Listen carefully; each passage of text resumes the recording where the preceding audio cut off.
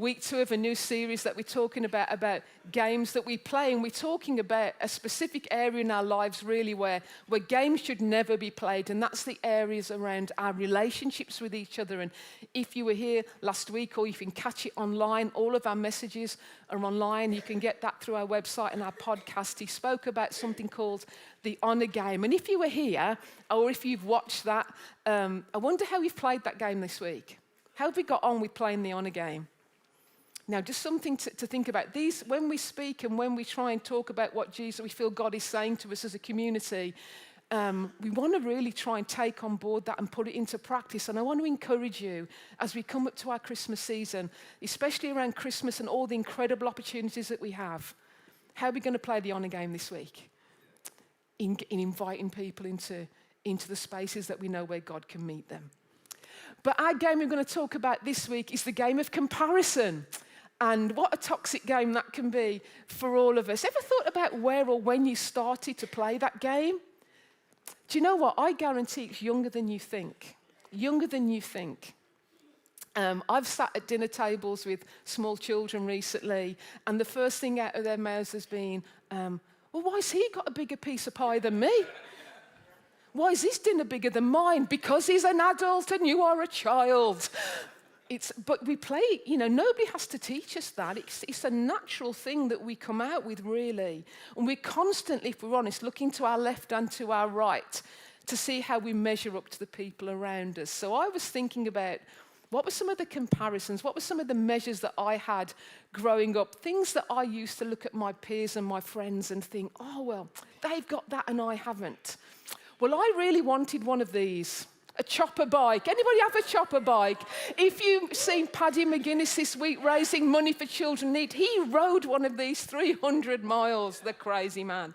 I really wanted a chopper bike for Christmas, and I knew I'd got a bike for Christmas, and you know what I got? That's what I got. Something similar to that. I was devastated. And nobody knows the mickey that your friends can take out if you don't. When they're all out on their choppers and you come out with your little basket bike.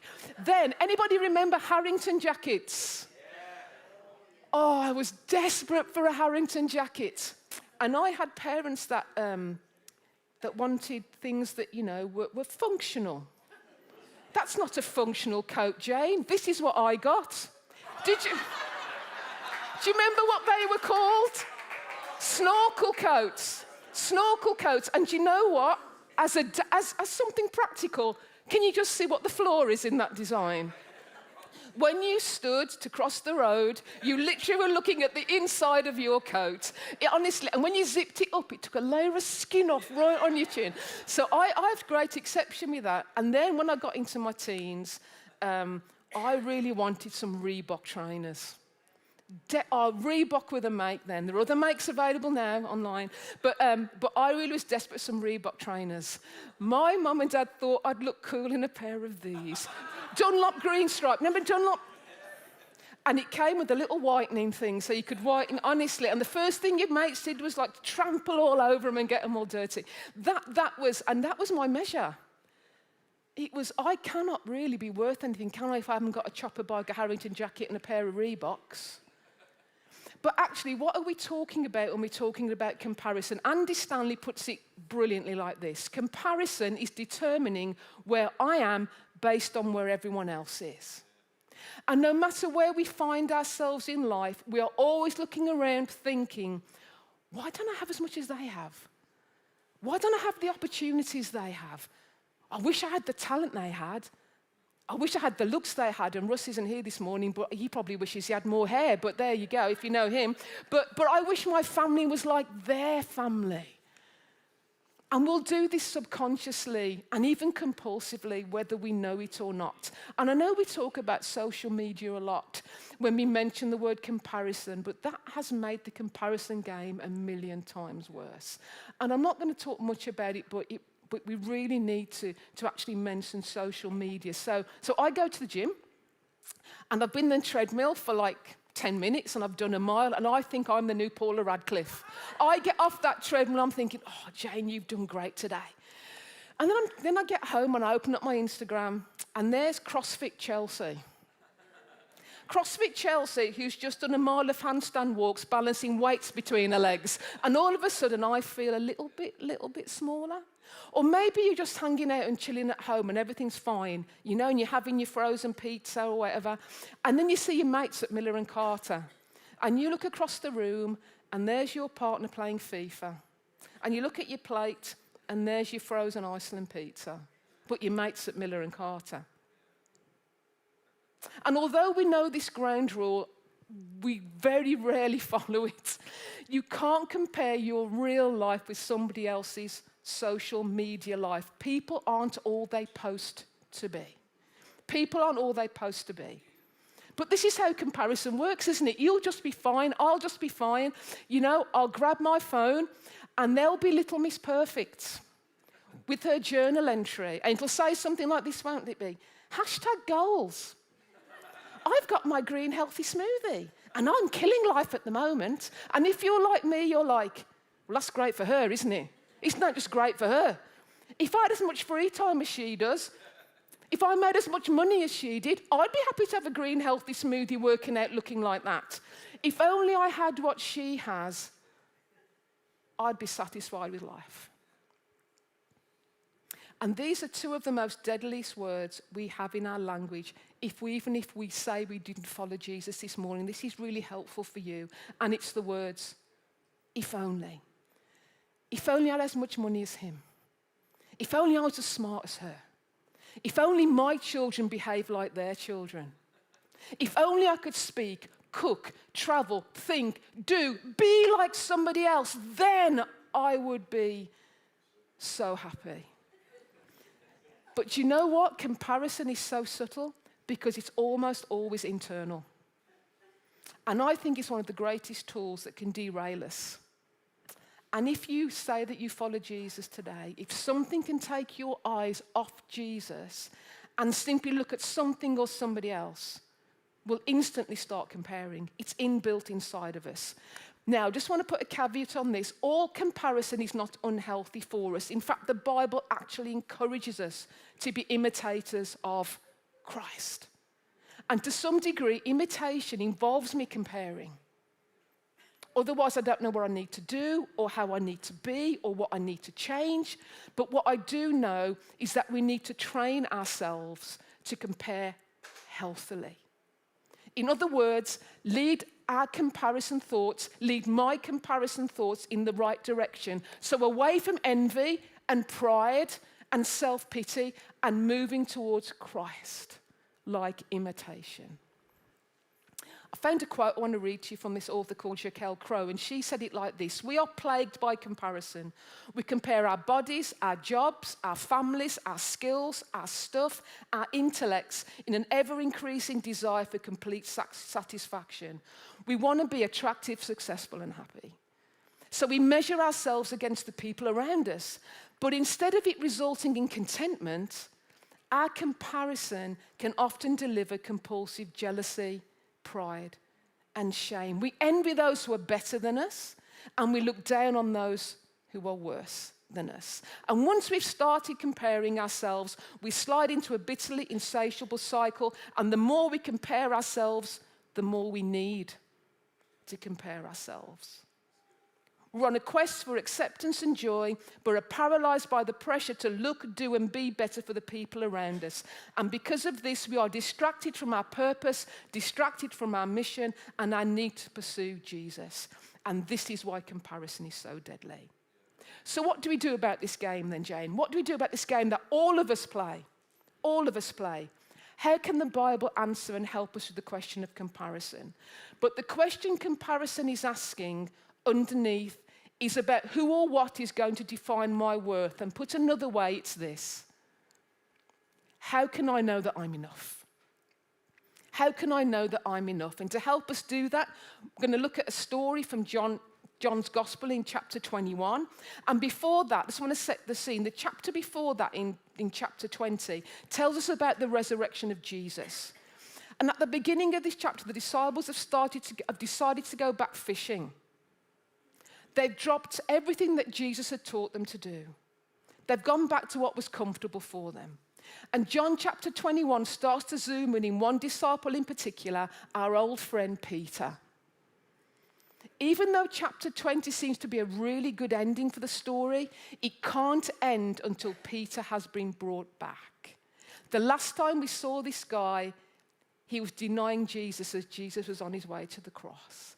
And the book can't end because the story, the gospel that we talk about, the great news of Jesus, is not just about Peter's story, it's about our story. So here Jesus finds them all fishing. And they spot Jesus, they come back to the shore, and they have a meal. And during this meal, Jesus seems to be pestering Peter with this question. Do you love me? Do you love me? Do you love me? And every time Peter goes, of course I do. Of course I do. And Jesus asks him 3 times, if you know the story. 3 times for every time that he denied him. So we're going to pick up this story in verse 18 in John chapter 21. It says, very truly I tell you, when you were younger, you dressed yourself and went where you wanted. But when you are old, you will stretch out your hands and someone else will dress you and lead you where you do not want to go. Jesus said this to indicate the kind of death by which Peter would glorify God. And then he said to him, follow me. So Jesus has just told Peter, you're back in the family, and I love you. We're sorted on the whole denying thing. You know, that's in the past now. Just you keep following me, Peter. And you'd think Peter would go, wouldn't you? Follow you. Absolutely, Jesus. Absolutely. Where are we going? Let's go. But here's why Peter is so relatable to me and you today. Because just when you think he can't do anything else stupid, he does this. Peter turned and saw that the disciple whom Jesus loved was following them. This was the one who had leaned back against Jesus at the supper and had said, Lord, who's going to betray you? And when Peter saw him, he asked, Lord, what about him? Now, Jesus has just told him, Peter, you're going to love me. Lead for me. In fact, Jesus is going to build the church on this guy. So we're all sitting here as a result of what Jesus entrusted Peter with. And Peter does immediately the equivalent of opening up your Instagram on your phone and goes, but what about him? What about him? Do you know what? I'd have rolled my eyes if I was Jesus. For the last time, Peter, will you stop comparing yourself to everybody else? In other words, stop looking at your phone. And Jesus answered, if I want him to remain alive until I return, what's that to you? You must follow me. Because of this, the rumor spread among the believers that this disciple wouldn't die. But Jesus didn't say that he would die. He only said, if I want him to remain alive until I return, what is that to you? It's none of your business, Peter. Stop looking at John. Stop gazing at John and keep your eyes on me. Peter was measuring his worth and value based on what Jesus thought, not of him, but of John. Jesus, how important am I to you compared to John? You see, comparison always causes us to look somewhere else other than Jesus to determine my value, my worth, and my happiness. So let's quickly look at the cost of comparison, because it always forces us to see the world through better than or worse than. The first one is this: the cost of comparison is pride. Andy Stanley calls this living in the land of Ur. The land of Ur recognizes that it's just not that we need to have something, it's that we need to have more Ur than someone else. I'll be fine as long as I'm thinner, I'm richer, I'm happier, I'm better, I'm smarter, I'm prettier, I'm happier. The land of Ur. This is where Peter was living. He didn't just want to glorify Jesus, he needed to be glorifier than John. And this isn't a new land, you know, before we start thinking it's all because of social media.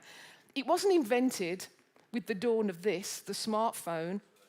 In various stories in the Bible, there's examples of people who did this. In Luke 18, if you want to read that in your own time, about a Pharisee who prayed, I'm glad I'm not like him. I'm glad I'm not like him. As long as I'm more than him, I'm acceptable to you, God. It's easy for me to think, I'd never do that. Jayne, I'd never do that. I'd never pray like that. But that's what comparison does. It makes me feel superior to you. It makes me feel superior to you. And pride is completely opposite of the faith that we say we have. It only wants glory for itself and sees others as a threat to that. So that's pride. The second cost of comparison is this: jealousy and resentment. Back to Peter. I think he kind of resented John at times. You know, John was the person who spoke of himself. I'm the disciple whom Jesus loved. And I wonder whether it got a bit annoying. And John records, you know, that when they ran to the tomb, it was him and Peter competing to get there first. And I think Peter might have thought, oh, for goodness sake, John, rein it in, you know. And I think a little resentment might have crept in. What about him? You see, jealousy says this. Jealousy says, I wish I had it. Resentment says, I wish they didn't have it. So just be honest with yourselves for a minute while this is on the screen here. Have you ever had that friend that always has everything go their way?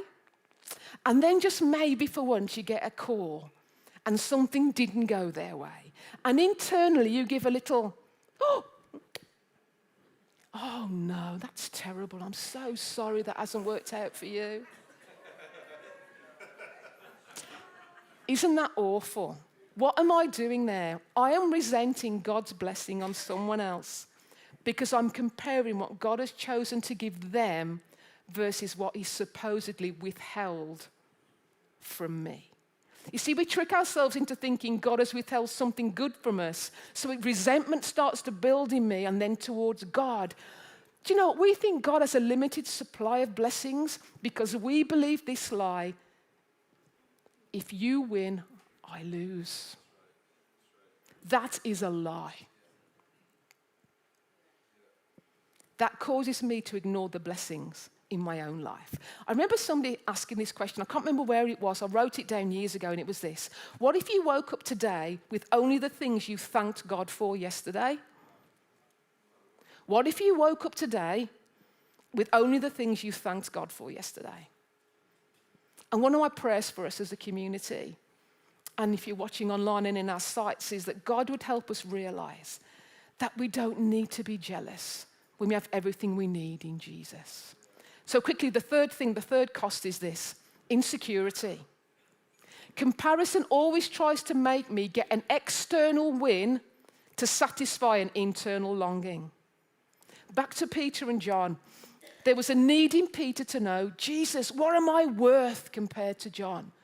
What am I worth to you compared to John? The truth is that there is no external answer to an internal need.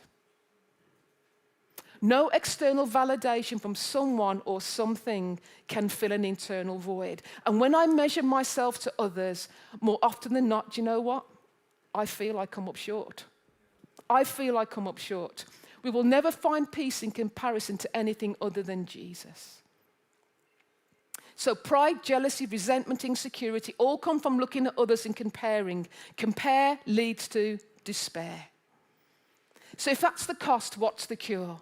Two things I want to give to you today that I think are a cure for the comparison game.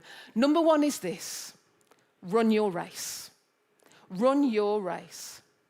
If you watch the Olympics over the summer, or any race really, you can really tell when a runner's starting to struggle, can't you? You can really tell when they're starting to hit the end of themselves. They start looking behind them. They start looking to see where everybody else is. Their stride starts to stumble. They overstretch. Some even lose their balance and fall. Who are you trying to keep up with? Is it a friend? Is it a colleague? Is it a sibling? Is it a social media profile? What's motivating you? Are you trying to achieve because somebody else has? Stay in your lane. But what is my lane? Well, if you follow Jesus today, it's to keep your eyes on the lane that Jesus is in. Remember the story. Don't worry about the Johns of this world. Stay in your lane. If I think I need Jesus plus something or someone else who is in another lane to be happy or satisfied, there's something about Jesus I've yet to meet. There's something about Jesus I've yet to meet. And there was this really old preacher guy called Charles Spurgeon who puts it much, much better than me. If you are not content with what you have now, You wouldn't be satisfied even if it were doubled, because you haven't realized that Jesus is all you'll need. Are you going to keep pace, or are you going to keep peace? Are you going to try and keep pace, or are you going to keep peace? See, comparison will always tempt me to keep pace, to try and get more and be more, but I need to keep peace with what God has entrusted to me. Whether you feel today you have a lot, or whether you feel today that you have little, what you have is less important than what you do with what you have. The second cure is this: gratitude. This is the secret to overcoming the comparison game. Why? Because it's an instant perspective changer. When comparison makes me feel like I've been shortchanged in some way, which it always does, gratitude will shift my focus to all the blessings I do have. And when I know that I've been blessed with a lot, thanking God, having gratitude puts me in the frame of mind that I need to use those blessings well. Before I go to sleep every night, I've disciplined myself in this. I try and say 3 things that I've been grateful for in that day. Now, sometimes it's really easy to find 3, and other times I am scraping the proverbial barrel. And I have to really think about what can I be? But you know what? It's probably more than 3, but there are always 3 things, and I do it as a discipline every night.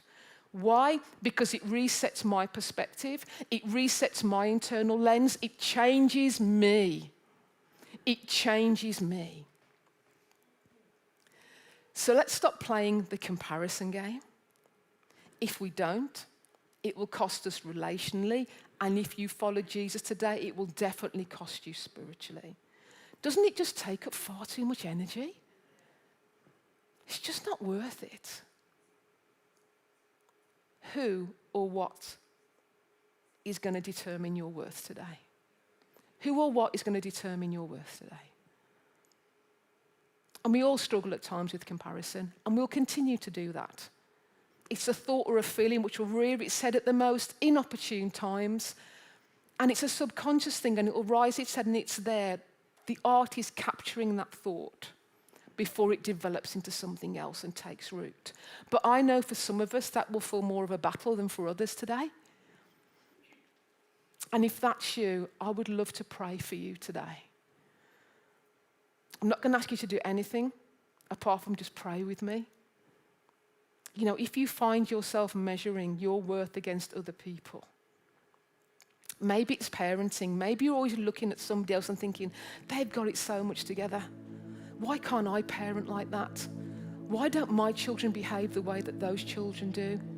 If you're measuring that, maybe it's at work and you just feel, I'm never getting this right. I can never have as much capacity as that person. I can never spin as many plates as that person. I can never deliver as many outcomes as that person. God just wants you to put that down today. He's created you to be you with everything that you need between you and Him to live the life that He has called you to live. Maybe we do struggle with our social media. Maybe we do look at other people and think, oh, why aren't I green smoothie girl? Killing my best life. That is a snapshot. Probably an edited snapshot of somebody's world. It's not real life. It's not real life. And I want to pray for you, if you feel a burden by the weight of comparison. I'm not going to ask you to indicate that. I'm just going to sort of close our eyes because we all struggle with this. But some of you will battle more than others.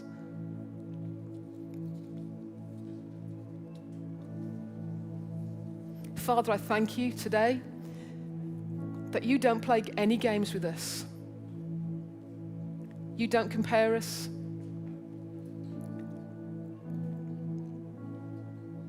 You don't say things like, why aren't you more like her? Why aren't you more like him? Why can't you be more like them? And Father, I know that there's people here who can feel really burdened by that weight of comparison. Maybe things have been said over your life and you've carried it. And for years, you've tried to strive to be more smarter, healthier, even prettier. And too often we find ourselves measuring ourselves against others, focusing on what we feel we don't have instead of what we do. And God, I would just simply pray, would you help us start to see ourselves as you see us, as unique and loved and created to run the race that you've called us to? Would you help us to let go of any jealousy or resentment or envy or pride or insecurity?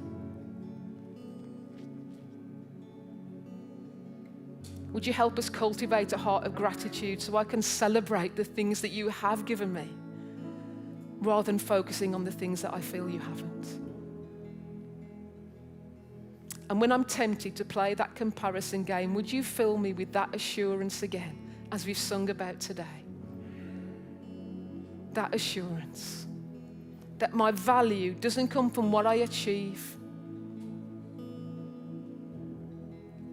or how I look or how I compare to others, but my value comes from you and you alone. Help us to put this game back in the box where it belongs and run a race that's focusing on you. Let us forget what about him and cultivate the relationship we have with you, because I ask it in Jesus' name. Amen. And what a great place to practice our gratitude and to put our comparison away than by taking communion together. Do you know what is so beautiful about the communion table? Is that it's equal ground. It's a leveler. Nobody comes to this table any better or any less or any more superior or any worse than anybody else. And I'm going to invite us to take communion together as a community. If you're in our sites, the leaders in your sites will take you through that. If you're online and you want to quickly run and get something and take that with us, that would be really great for you to do.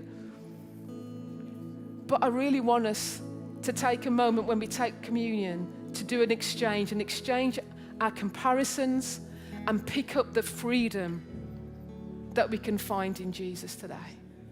There are stations all around the room. There's a couple at the back and the side and at the front here. And we encourage you to stand if you're willing and able with us as we sing a final song about gratitude. Communion will take us back to the place that we are loved for who we are, never for what we can do. So let's practice our gratitude today. Thanks, guys.